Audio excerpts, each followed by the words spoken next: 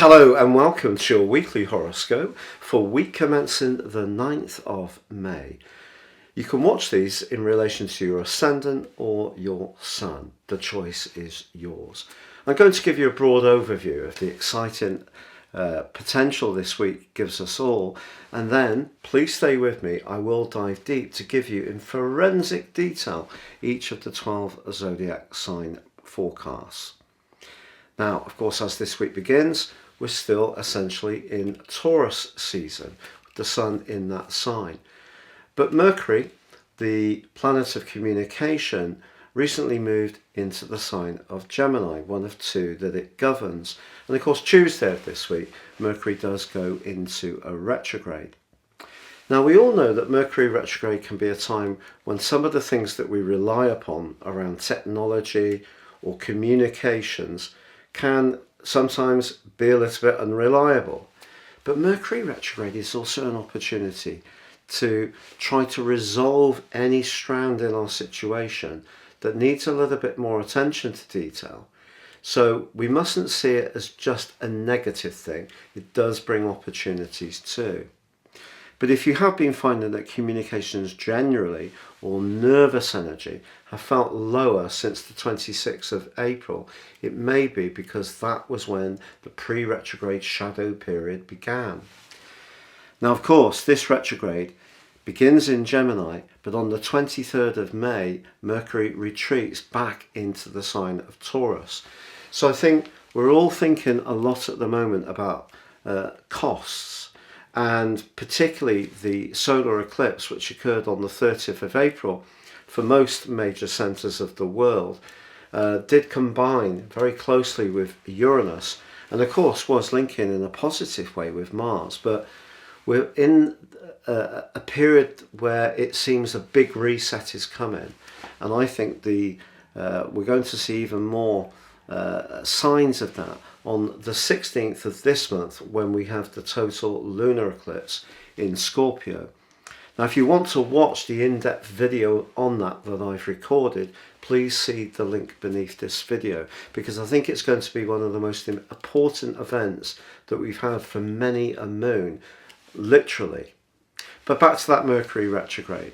So it is going to be retreating in its retrograde through to the 3rd of June. 2 signs it goes through in that time.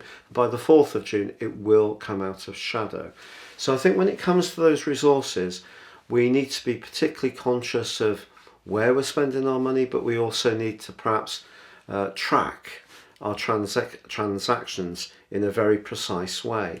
Now, of course, Jupiter also moves sign on Tuesday of this week, transversing into the sign of Aries.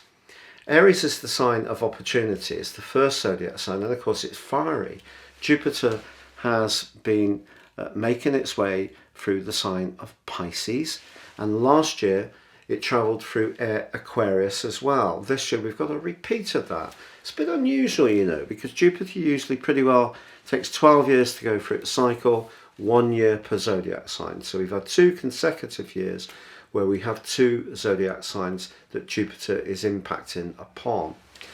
Now, Jupiter is about that sense of optimism and self-belief, and it can be the planet of fortune if we work well with it. And it is going to be in the sign of Aries through to the 27th of October. And the reason it then goes back into the sign of Pisces is because on the 28th of July, it goes into retrograde. Now that's going to end on the 23rd of November, and then on the 21st of December, Jupiter will come back into Aries. So again, we've got this sense of the emotional and spiritual dimension, which was really boosted by Jupiter combining with Neptune on the 12th of April. And some astrologers saw this as being a very significant event. And certainly for those people that are wanting to move above just living in the more material plane, I think it did give us great opportunities. But we've also seen that just because that spiritual conjunction was occurring, it didn't mean to say that all the things in the world were turning out exactly in a spiritual way. So Jupiter moving into Aries provides much more thrust. And if there is something that we need to develop a new energy around, then this is going to be a very significant change. But the middle of this week is also terrifically significant because by next Monday, the 16th of May, we're going to have that total lunar eclipse in the sign of Scorpio, and it is going to be squaring up Saturn, and the square between the Sun and Saturn begins in the middle of this week. It's much closer by next Monday, and that's going to be a key event. And if you want to check out the lunar eclipse video that I've recorded, please see the link beneath this video, because I think this is going to be a big reset around resources and how we consume things. And I did predict this last autumn, and this is going to be a major event, but it begins to show its impact in the middle of this week. And the Sun also forges a rather enchanting link with Neptune, so we have two counter influences. How we're all connected, Saturn in Aquarius, especially around our values or money, becomes an issue in the middle of the week with the Sun square to Saturn, which can be very restraining and lowering of physical vitality. But the Sun's link to Neptune suggests there's another way. You know, if we can move beyond just thinking about what we earn, status, the size of our car, all this kind of stuff, then there's a lot to be gained. Now also, on Friday through till the end of the week, Mars does combine with Neptune too. This is a trickier combination, to be honest, because when Mars and Neptune are together in a more challenging 8th harmonic aspect, square, conjunction or opposition, there is the potential for distortion in a more nefarious way. So we mustn't kid ourselves about anything. Self-illusion could be one of the outcomes of this particular influence, or we could encounter someone who's not very honest, yet there may be something about them that we find very attractive, even in a sexual context. And yet, despite the retrograde to Mercury, it does meet up in a gorgeous link with Jupiter towards the end of this week. And also Venus is in a semi-sextile to Uranus towards the end of this week. And ironically, Saturn is in a semi-sextile with Neptune later this week as well. So there are opportunities this week, especially Jupiter moving into Aries. If we can invest our energy into an arena or a strand which inspires us, Jupiter can egg us on. But with Mercury retrograde, we need to be aware of the details, but we also must see the opportunities to revisit, recalibrate, repair, renew that the retrograde does provide us with.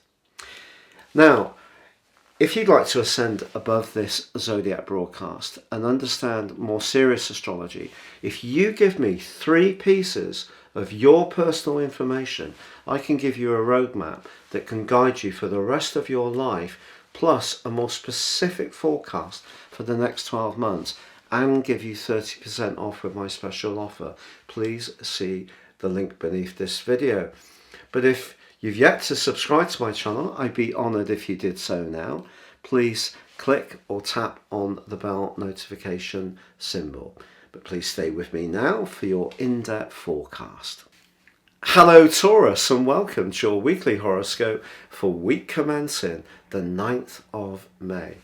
Now the Sun in your sign is continuing to give you a lot of push to be as individualistic as possible.